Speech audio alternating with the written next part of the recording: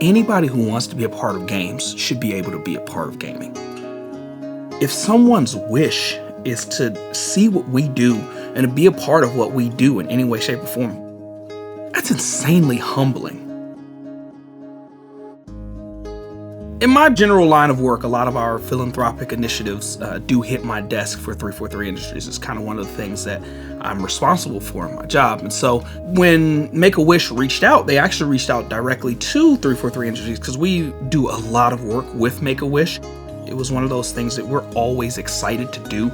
It helps that the leader of our studio is very involved with Make-A-Wish, but I think in general, I think our studio has a big heart for a lot of these things.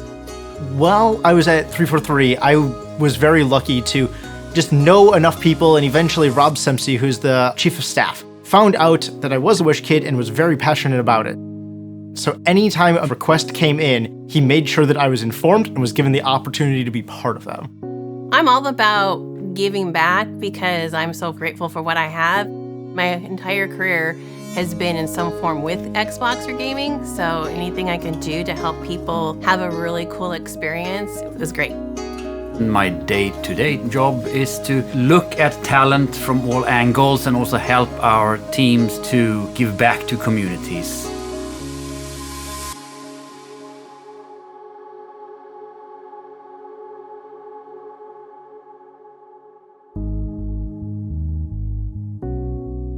When we talked to Asher's family initially through Make-A-Wish, it was clear that he had a lot of ideas about game design and the games that he played that he was inspired by. He wanted to learn basically how a video game was made.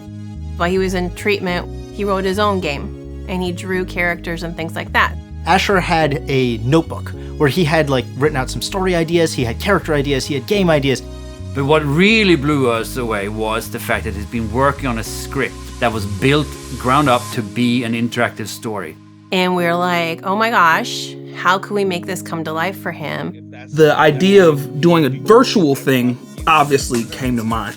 Being remote made a lot of things both better and worse. This one we got to kind of take more time, which was really neat because it allowed us to have deep dive technical sort of interactions where it's let's do narrative, let's do design, and really dig into games in specific ways. We went and got Asher set up with some demo projects and got him set up with screen sharing. So he actually was working basically with us. Let's try 90,000. See if that's any better. Make the jump, make the jump, make the jump. Patrick and Dave talked to him and Patrick would create the character real time as he was telling what he was thinking that he was trying to portray.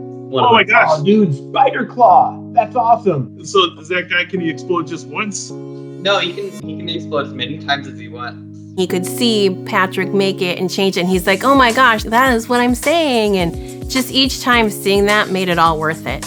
Being genuine in how we support, in this case Asher, in his wish, is so important. When we show him the work that's been done on his game idea, it needed to really reflect what he had in mind.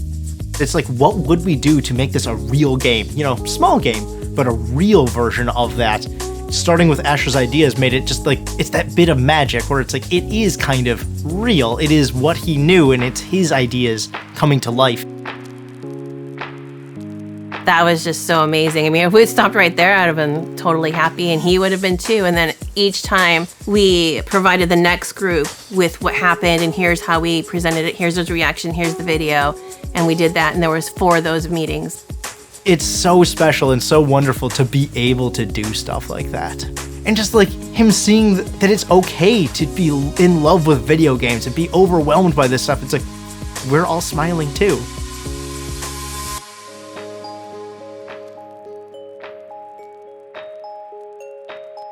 I think it is vital to have that element of connection that you get from being in person with somebody. And so I was actually really grateful that we had an in-person component of this.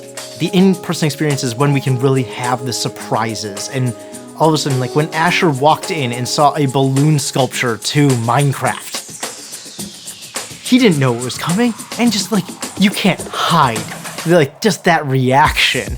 And that is something that is you wish you could bottle it. What I noticed with this Make-A-Wish was that I could see that there was such a genuine willingness to just give. It's super powerful. Events like this always remind me of just how special what we do is and how much it means for a lot of people.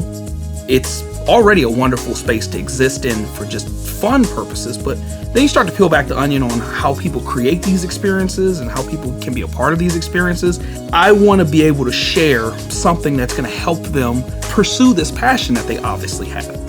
What he experienced during this day is not necessarily life-changing, but it could be a moment in his life where he looked back and saying, this is why I got into gaming. The fact that we could give him a little bit of joy and excitement is going to stick with me forever.